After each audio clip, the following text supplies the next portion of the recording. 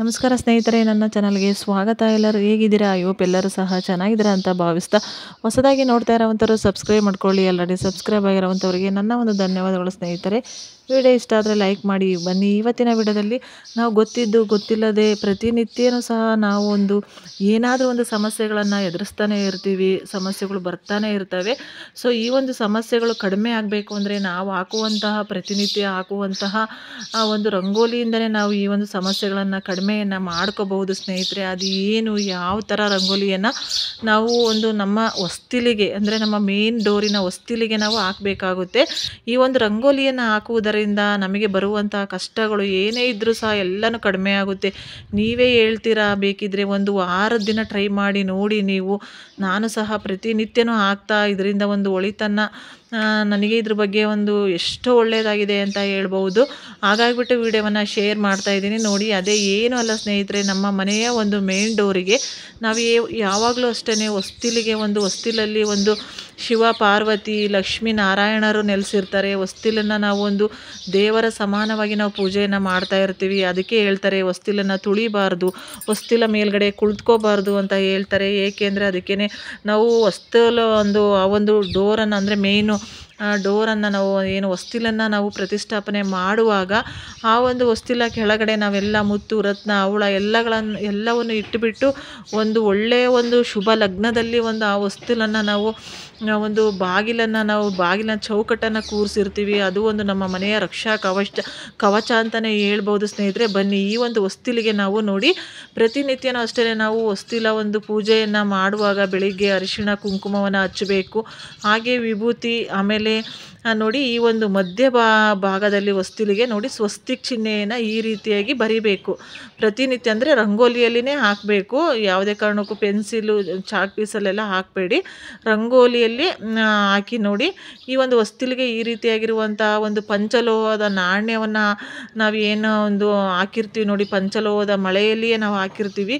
ಅದು ಅಷ್ಟೇ, ಅದು ಹಾಕುವುದು ಅಷ್ಟೇ, ಯಾವುದೇ ರೀತಿಯಾದಂಥ ದುಷ್ಟಶಕ್ತಿಗಳು, ಜನರು ಏನೇ ನಮ್ಮ ಮನೆಯನ್ನು ಪ್ರವೇಶ ಮಾಡಬಾರ್ದು ಅನ್ನೋ ಕಾರಣಕ್ಕೆ ಹಾಕಿರ್ತೀವಿ ನಾವು. ಪಂಚಲೋಹನ ಹಾಕಿದರೆ ದುಷ್ಟಶಕ್ತಿಗಳು ಹತ್ರ ಬರೋದಿಲ್ಲ ಅಂತಲೂ ಹೇಳ್ತಾರೆ. ಈ ಹೊಸ್ತಿಲಿಗೆ ನಾವು ಈ ರೀತಿ ಸ್ವಸ್ತಿಕ್ ಚಿಹ್ನೆಯನ್ನು ನಾವು ನೋಡಿ ಈ ರೀತಿ ಮಧ್ಯಭಾಗದಲ್ಲಿ ಮತ್ತು ಮುಂದೆ, ಅಂದರೆ ಹೊಸ್ತಿಲಿನ ಮುಂದೆ ನಾವು ಈ ರೀತಿಯಲ್ಲಿ ಶ್ರೀಕಾರ ಮತ್ತು ಓಂಕಾರವನ್ನು ಬರಿಬೇಕಾಗುತ್ತೆ. ಪ್ರತಿನಿತ್ಯನೂ ಬರಿತಾ ಬನ್ನಿ. ನೀವೇ ಬದಲಾವಣೆ ಏನು ಅಂತಂದು ಹೇಳ್ಬಿಟ್ಟು ನಿಮಗೆ ಗೊತ್ತಾಗುತ್ತೆ.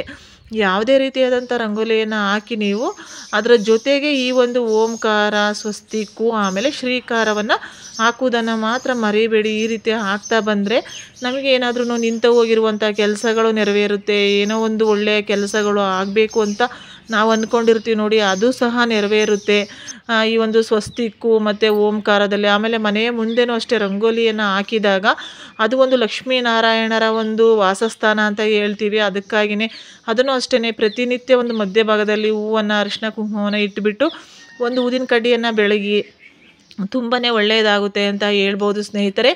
ಸೊ ಈ ಮನೆಯ ಹೊಸ್ತಿಲಿಗೆ ನಾವು ಈ ರೀತಿಯಾಗಿ ಸ್ವಸ್ತಿಕ್ ಚಿಹ್ನೆಯನ್ನು ಬರೆಯುವುದರಿಂದ ನಾವು ಪ್ರತಿನಿತ್ಯ ಓಡಾಡುವಾಗ ಒಳಗಡೆ ಬರಲಿ ಹೊರಗಡೆ ಬರಲಿ ಹೊಸ್ತಿಲನ್ನು ದಾಟ್ಕೊಂಡು ಬರ್ತೀವಿ ನೋಡಿ. ಆಗ ನಮ್ಮಲ್ಲಿರುವಂಥ ದುಷ್ಟ ಶಕ್ತಿಗಳಾಗಿರ್ಬೋದು, ಅಥವಾ ನಮ್ಮಲ್ಲಿ ಏನಾದರೂ ನೆಗೆಟಿವ್ ಎನರ್ಜಿ ಇದ್ರೂ ಸಹ ಅದು ಕಡಿಮೆ ಆಗುತ್ತೆ. ಇನ್ನು ಬೇರೆ ಯಾರಾದರೂ ಬಂದಾಗ ದೃಷ್ಟಿ ದೋಷಗಳಾಗುವಂಥದ್ದು ಸಹ ಕಡಿಮೆ ಆಗುತ್ತೆ. ಸ್ವಸ್ತಿಕ್ ಅನ್ನುವಂಥದ್ದು ಶುಭದ ಸಂಕೇತ. ನಾವು ಯಾವಾಗಲೂ ಅಷ್ಟೇ ಸ್ವಸ್ತಿಕ್ ಚಿಹ್ನೆಯನ್ನು ಬರೆದಾಗ ಅಲ್ಲಿ ಎಲ್ಲನೂ ಸಹ ಒಳಿತೇ ಆಗುತ್ತೆ ಅಂತ ಹೇಳ್ಬೋದು.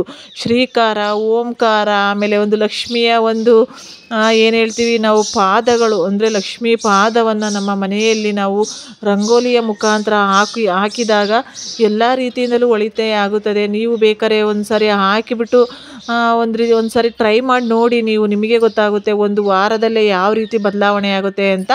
ಒಂದು ವಾರ ಹಾಕಿಬಿಡೋದಲ್ಲ, ಇದನ್ನು ಪ್ರತಿನಿತ್ಯ ಹಾಕುವಂಥ ರೂಢಿಯನ್ನು ಮಾಡಿಕೊಳ್ಳಿ. ಯಾವಾಗಲೂ ಅಷ್ಟೇ ಯಾವುದಾದ್ರೂ ರಂಗೋಲಿಯನ್ನು ಹಾಕಿ ಅದ್ರ ಜೊತೆಗೆ ಈ ಶುಭದ ಸಂಕೇತಗಳನ್ನು ಹಾಕುವುದರಿಂದ ನಮ್ಮ ಮನೆಗೆ ನಮಗೆ ಎಲ್ಲ ರೀತಿಯಿಂದಲೂ ಸಹ ಒಳಿತಾಗುತ್ತದೆ ಅಂತ ಹೇಳ್ಬೋದು ಸ್ನೇಹಿತರೆ. ಸೊ ನೀವು ಈ ಹೊಸ್ತಿಲಿಗೆ ನಾವು ಇದೊಂದು ಏನು ಹೇಳ್ತೀವಿ ನಾವು ಈ ಸ್ಟಿಕ್ಕರ್ ರಂಗೋಲಿಯನ್ನು ಹಾಕಿದಿರಲ್ಲ ಅಂತ ನೀವು ಅಂದ್ಕೋಬೋದು. ಹೌದು, ನಮ್ಮ ಮನೆಯ ಗೃಹ ಪ್ರವೇಶದ ಟೈಮಿನಲ್ಲಿ ಅಂದರೆ ಈ ಮೇ ತಿಂಗಳು ಬಂದರೆ 3 ವರ್ಷ ತುಂಬ 4 ವರ್ಷಕ್ಕೆ ಬೀಳುತ್ತೆ. ಆವಾಗ ಹಾಕಿದ್ದದು ಸ್ಟಿಕ್ಕರು. ಗೃಹ ಪ್ರವೇಶದ ಟೈಮಲ್ಲಿ ನಮ್ಮ ಅಮ್ಮ ಮತ್ತು ಯಾರೋ ನಮ್ಮ ಆಂಟಿಯವರು ತೊಗೊಂಡು ಬಂದು ಹಾಕಿದ್ರು. ಅದೇನು ಹಾಳಾಗಿಲ್ಲ. ಹಾಗಾಗಿಬಿಟ್ಟು ನಾನು ಅದನ್ನು ಹಾಗೇ ಬಿಟ್ಟಿದ್ದೀನಿ. ಪ್ರತಿನಿತ್ಯ ಒರೆಸಿದ್ರು ಏನೂ ಹಾಳಾಗೋದಿಲ್ಲ.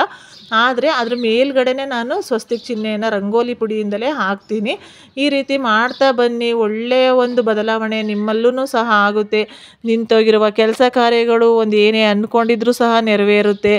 ಮನೆಗೆ ಒಂದು ಯಾವುದೇ ರೀತಿಯಾದಂಥ ನೆಗೆಟಿವ್ ಎನರ್ಜಿ, ವಾಸ್ತು ದೋಷಗಳು ಇದ್ದರೂ ಸಹ ಕಡಿಮೆ ಆಗ್ತಾ ಬರುತ್ತೆ ಅಂತ ಹೇಳ್ತಾ ಸ್ನೇಹಿತರೆ, ಸೊ ನನಗೆ ಗೊತ್ತಿರುವಂತಹ ಒಂದು ಚಿಕ್ಕ ಒಂದು ಮಾಹಿತಿಯನ್ನು, ನನಗೆ ತಿಳಿದಿರುವ ಮಾಹಿತಿಯನ್ನು ಒಂದು ಚಿಕ್ಕ ವಿಡಿಯೋದಲ್ಲಿ ಶೇರ್ ಮಾಡಿದ್ದೀನಿ. ವಿಡಿಯೋ ಇಷ್ಟ ಇದ್ದರೆ ಲೈಕ್ ಮಾಡೋದನ್ನು ಮಾತ್ರ ಮರಿಬೇಡಿ ಅಂತ ಹೇಳ್ತಾ ಮುಂದಿನ ವಿಡಿಯೋದಲ್ಲಿ ಸಿಗೋಣ ಸ್ನೇಹಿತರೆ. ಎಲ್ಲರಿಗೂ ಸಹ ವಿಡಿಯೋ ನೋಡಿದ್ದಕ್ಕಾಗಿ ಧನ್ಯವಾದಗಳು.